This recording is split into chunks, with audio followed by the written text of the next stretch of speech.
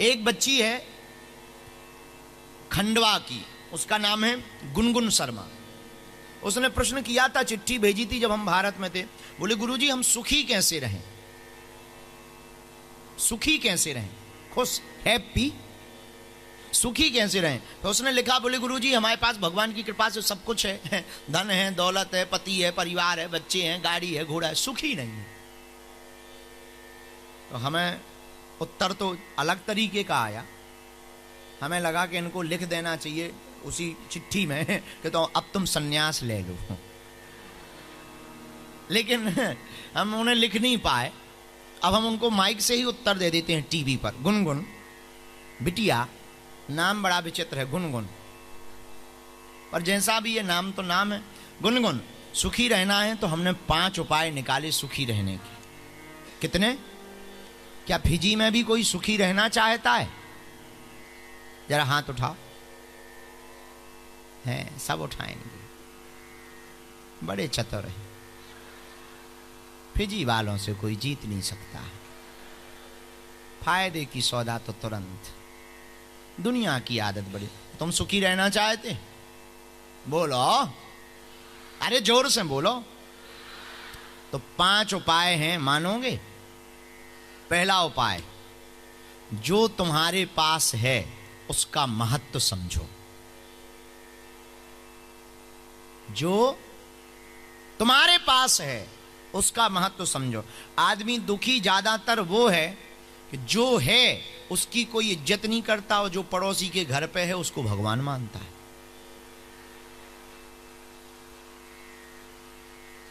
दो कौड़ी की चीज है नहीं, उसे करोड़ों की समझता, और जो करोड़ों की घर पे रखी है उसे 2 कौड़ी की समझता। बुरा ना मानिएगा, अब ऐसा तर्क देना चाहिए कि नहीं देना चाहिए। कई बार अपनी लुगाई अच्छी नहीं लगती।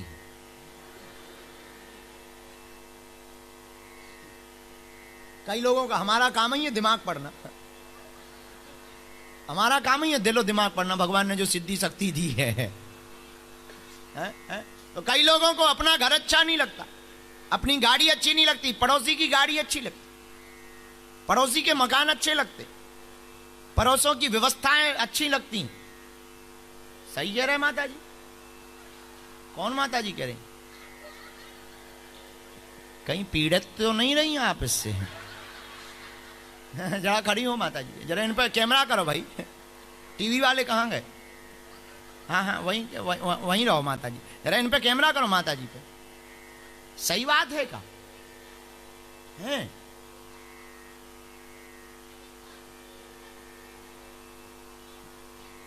100%। मतलब आप पीड़ित रही माता जी। बैठो माता, बैठो। तो सुखी रहने के 5 उपाय में पहला उपाय, जो है उसका महत्व समझें। क्या समझें? जोर से बोलो। सुखी रहना तो पहला उपाय, जो तुम्हारे पास है उसका महत्व समझें। दूसरा उपाय, अपनी तुलना करना बंद कर दें। किसी से तुलना मत करो, फलाना ऐसा है, वो ऐसा है, वो ऐसा है। अरे वो ऐसा अपने लिए है, आप अपने लिए हो।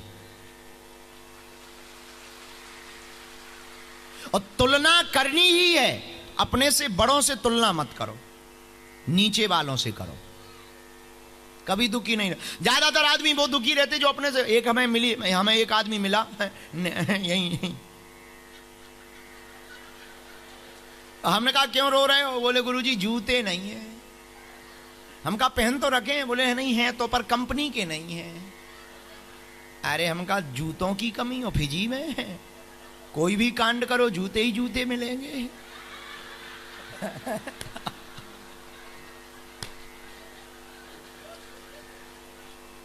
मना करना पड़ेगा कि रहने दो। और बोले नहीं नहीं, वो जूतों नहीं, पहनने की बात कर रहे हैं। हम कहने हम भी पहनने वाले ही बता रहे हैं। तो बोले जूते नहीं है। हमने कहा क्यों? बोले कंपनी के नहीं है, पड़ोसी कंपनी का पहनता है। हमने कहा क्या मूर्ख आदमी हो, जूते हैं तुम्हारे पास पर कंपनी के नहीं है तो तुम रो रहे। हमें उसे एक मकान पे लेवा गए, झोपड़ी में, झोपड़ी था, गरीब आदमी था। एक सामने बैठा हुआ आदमी मुस्कुराता हुआ था। उसने हमें देखा, हाथ जोड़े, प्रणाम करने लगा। हमने कहा कुछ देख रहे? बोले क्या? हम कहा जरा गौर से देखो। बोले गुरुजी लंगड़ा है। हम कहा देखो, पैर नहीं है फिर भी मुस्कुरा रहा, तुम्हें तो भगवान ने पैर भी दिए, पहनने को जूते भी दिए, फिर भी तुम रो रहे, बताओ तुम मूर्ख हो या ये मूर्ख है? तो सुखी रहने का गुनगुन दूसरा उपाय है, अपने से किसी की तुलना मत करो, करनी है तो नीचे वालों से तुलना करो ताकि तुम सुखी रहोगे। ऊंचे वालों से जब भी तुलना करोगे दुखी रहोगे। तीसरा उपाय, जो भी परिस्थिति हो ईश्वर को धन्यवाद दो। किसको धन्यवाद दो? जोर से बोलो, भगवान को धन्यवाद दो, परमात्मा को। बुरा भी हो जाए तब भी धन्यवाद दो, ईश्वर अच्छा करना चाह रहा।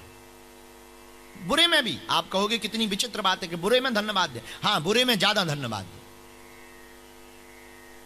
हम एक छोटी सी घटना अभी चंडीगढ़ की है। एक हमारे बहुत प्रिय शिष्य हैं, उन्हें मकान लेना था, उन्होंने मकान फाइनल किया, वो मकान उन्हें नहीं मिला। जब नहीं मिला तो वो पति पत्नी दोनों निराश हुए, हमारे पास आए, बोले गुरुजी वो मकान नहीं मिला हमको। हम कहा दुखी होने की बात नहीं है, भगवान चाहते हैं कि अभी तुम किराए के मकान में मजे लो ताकि सभी मकान की टेंशन मकान मालिक की रहे, तुमको टेंशन में न आओ। भगवान अच्छा चाह रहा है, बुरे में भी अच्छा चाह रहा। किसी राज्य की घटना में याद है कि किसी राज्य का राजा और मंत्री दोनों साथ रहते थे, दोनों आपस में बड़ा प्रेम करते थे। और एक बार राजा तलवार से तलवार की धार चेक कर रहा था, धोखे से उसका अंगूठा कट गया। पीछे से खड़े हुए मंत्री ने ऊपर की तरफ देखकर कहा ठीक हुआ, अंगूठा कट गया। राजा का दिमाग खराब हो गया कि क्या पागल आदमी है, भला हुआ कि अंगूठा कटना भला होना है। अच्छे खासे 6 फीट के थे, अंग भंग हो गया, डाल दो इसको जेल में। और जैसे ही जेल में ले जाने लगे तो मंत्री फिर ऊपर की तरफ देख करके बोला भला हुआ जो जेल मिल रहा। राजा ने कहा इसको तो हमेशा के लिए डालो। जेल चला गया। राजा दूसरे दिन अंगूठा की मलहम पट्टी करवा करके शिकार खेलने गया। बदकिस्मती से राजा डकैतों के चक्कर में पड़ गया, पकड़ लिया गया। मंत्री तो भाग गए, बाकी राजा पकड़ लिया गया। और जब राजा पकड़ लिया गया उन डकैतों को, तो उन डकैतों के सरदार ने प्रण किया था कि अगर हमारे बेटा होगा तो हम किसी नर की बलि चढ़ाएंगे, पुरुष की किसी व्यक्ति की बलि चढ़ाएंगे। और राजा पकड़े गए, उसके बेटा हो गया था। तो बलि चढ़ाने के लिए राजा को ले गए देवी के सामने, और गर्दन काटनी ही थी, तब तक बलि चढ़ाने के लिए तैयार हुए। तो पंडित जी ने कहा जरा चेक तो कर लो, अंग भंग तो नहीं है। और जब चेक किया तो राजा बाकी तो ठीक था, अंगूठा कटा था। तो पंडित जी ने कहा ये बलि स्वीकार नहीं है, फेंको इन्हें, भगाओ। भगा दिया गया राजा को 4-6 थप्पड़ मार करके। राजा सीधा जेल में जहां मंत्री डला था वहीं पर आकर के बोला कि भला हुआ। क्यों? तू ठीक कहता था, भला हुआ। आज अगर अंगूठा नहीं कटा होता तो गर्दन कट गई होती। लेकिन एक बात बोले मंत्री, बोले बोलो, बुरा ना मानना, हमारे साथ तो अंगूठा कटा था तो भला हुआ, सो हमारी गर्दन बच गई, पर तुम्हें जेल मिला, ये क्या खाक भला हुआ? मंत्री बोला हमारा तो डबल भला हुआ। राजा बोला कैसे? बोले जहां आप रहते वहां हम होते कि नहीं होते? बोले बिल्कुल होते। बोले आप पकड़े जाते तो हम भी पकड़े जाते कि नहीं पकड़े जाते? बोले बिल्कुल पकड़े जाते। बोले आप चेक होते तो क्या हम चेक नहीं होते? बोले बिल्कुल चेक होते। तो मंत्री बोला आप तो चेक में परीक्षण में फेल हो जाते क्योंकि अंगूठा कटा, हम तो पूरे के पूरे हैं। तो हमारे साथ तो और ज्यादा भला हुआ। इसलिए गुनगुन तुमने पूछा है कि सुखी कैसे रहें, तो पहला उत्तर यह है कि जो है उसका महत्व समझो। दूसरा उत्तर यह है अपनी तुलना किसी से करना बंद करो। और तीसरा उत्तर यह है बुरे में भी भगवान को धन्यवाद दो, भला हुआ है। चौथा उत्तर, गुनगुन अगर तुम्हें प्रसन्न रहना है तो चौथा उत्तर यह है कि विपरीत परिस्थितियां कितनी भी आ जाएं, डिगना नहीं। कितनी भी विपरीत आ जाएं, हमको डिगना नहीं है। हर परिस्थिति में खड़े रहना है, बुरी से बुरी परिस्थिति में भी खड़े रहना है। भरोसा भगवान का नहीं छोड़ना है, चाहे जो हो जाए। याद रखना, सबरी ने 10,000 वर्ष तक प्रभु का इंतजार किया, लेकिन परिणाम लोग कहते हैं कैकई के कारण राम बन गए। हमारी व्यासपीठ कहती है कि सबरी के कारण राम बन गए। सबरी के बुलावे में इतनी ताकत थी कि राम जी को राज्य छोड़कर के वन आना पड़ा। इसलिए गुनगुन आपने पूछा सुखी कैसे रहें, किसी भी परिस्थिति में अपने नियमों को मत तोड़ना, अपनी आदतों को मत छोड़ना। विदेश में भी रहते हुए अपनी परंपरा को मानना। जो नियम है सो है, भजन करना है सो करना है। अब चाहे जगत हंसे, और चाहे दुनिया ताने देवे या कोई भला बुरा कहे, तुम्हारा नियम है कि तुम्हें कथा सुननी है, तो फिर चाहे जो हो जाए, इसीलिए डिगना नहीं है। और पांचवा सूत्र गुनगुन, तुमने पूछा है कि सुखी कैसे रहें, पांचवा सूत्र तुम्हारे बहुत काम का है, लोगों की सुनना बंद कर दो। ये लोग तुमको कभी जीने नहीं देंगे गुनगुन। तुम जितना भी लोगों के सुनोगे, और याद रखना अगर तुम सोशल मीडिया पर हो, सोशल साइट चला रही हो, तो कमेंट्स मत पढ़ा करो, ये और ज्यादा खतरनाक। 4 फोटो तुम तिलक चंदनमाला की डाल देना, नीचे कमेंट है नया बाबा तैयार हो गया है। बड़ा खतरा है ये, सबसे बड़ा खतरा है ये। हाँ, कहीं पर भी पूजा पाठ के लिए खड़े हो जाओ, आफत हो जाएगी साहब, बहुत आफत हो जाएगी, बहुत आफत हो जाए। और लोग बहुत खतरनाक है, ये जीने नहीं देंगे। एक राजा और रानी दोनों घोड़ा के ऊपर चले जा रहे थे, दोनों घोड़ा के ऊपर बैठे हुए थे, राजा और रानी। घोड़ा एक गांव से निकले, गांव वाले बोले बताओ तो क्या जमाना आ गया, छोटा सा घोड़ा और 2 बैठे। राजा रानी से बोला बेइज्जती हो रही है, एक काम करते हैं तुम बैठी रहो, हम पैदल चल रहे। रानी बोली चल लो, रही होगी फिजी की। राजा पैदल हो गया, रानी घोड़े पर बैठी चली जा रही थी। फिजी देश में ही एक कोने की तरफ से निकले सुआ, वहां पनहारनी पानी का मटका लेकर के जा रही थी। उसने दूर से देखा, पनहारनियों ने घूंघट मुंह डाल करके, भारतीय परंपरा का घूंघट डाल करके मुंह टेढ़ा करके बोली देखो तो क्या जमाना आ गया जी। दूसरी सहेली बोली क्या जमाना आ गया, देखो तो अच्छी खासी नई नवेली है, खुद घोड़ी पर बैठी है और खसम को पैदल चलवा रही है, पति को पैदल चलवा रही, क्या गजब का जमाना आ गया। पत्नी रानी बोली राजा से हमारी बेइज्जती करवा दी आपने। राजा बोला क्या करें, रानी बोली एक काम करो तुम बैठो, हम पैदल चलते। अब बेचारा राजा बैठ गया, रानी पैदल चलने लगी। एक गांव के मोहल्ले से निकले, 4 युवक बैठे हुए थे। बोले ओ हो क्या जमाना आ गया, सुकुमार सी कोमल सी पत्नी को पैदल चलवा रहा, खुद 6 फीट का घोड़े पर बैठा हुआ है। राजा बोला रानी तुमने हमारी बेइज्जती करवा दी, अब क्या उपाय बचा। अब तो एक ही उपाय बचा है कि घोड़े को ही कंधों पर टांग लो, और कोई उपाय नहीं बचा है। अंत में राजा समझ गया ये दुनिया बड़ी खतरनाक है रानी, एक काम करो। बोले क्या, बोले ना इनकी सुनो ना उनकी, दोनों लोग बैठो और चलो। और दोनों लोग, इस चक्कर में वो 2 दिन अपने राज्य में नहीं पहुंच पाए, लोगों की सुनने के चक्कर में। और जिस दिन उन्होंने ये निर्णय किया कि कहने दो, दोनों बैठे और 2.5 घंटे में अपने महल में पहुंच गए।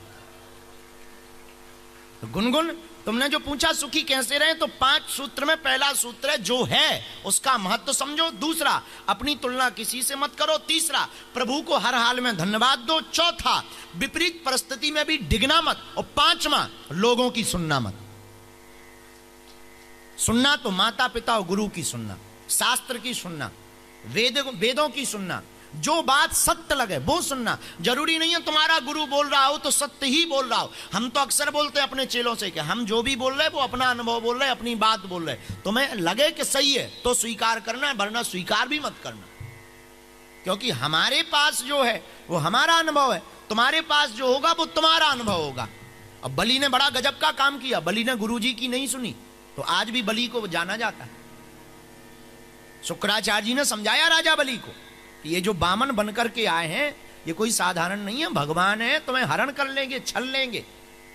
बलि ने मन में सोचा जब भगवान ही मांगने आए हैं जो दुनिया को देता है तो काहे को मना करें। तो अगर राजा बलि अपने गुरु की बात मान लेता तो कभी उस इतिहास में नहीं जाना जाता। उसने गुरु की बात को नहीं माना, परिणाम उस पर भी भगवान की कृपा हुई और आज भी उसे जाना जाता है। तो सत्य जो हो उसे सुनना, उसी को स्वीकार करना, दुनिया के कहने में मत पड़ना। तुम भक्ति करोगे दुनिया ताने देगी, और बाहर के नहीं देंगे, तुम्हारे घर के। बड़ी पुजारी बनी हो, बड़े भक्त बने हो, हम देखते हैं तुम्हारे भगवान कितने बचाते हैं। और कई माताओं के घर में तो हम तो बहुत अनुभव करते हैं, चेक करते हैं, बड़ी बाबा बाबा कर रही। कईयों के घर पर उपद्रव होता है, दुनिया का काम कहना है। मीरा ने किसी की सुनी नहीं, इसलिए मीरा को गोविंद मिल गए।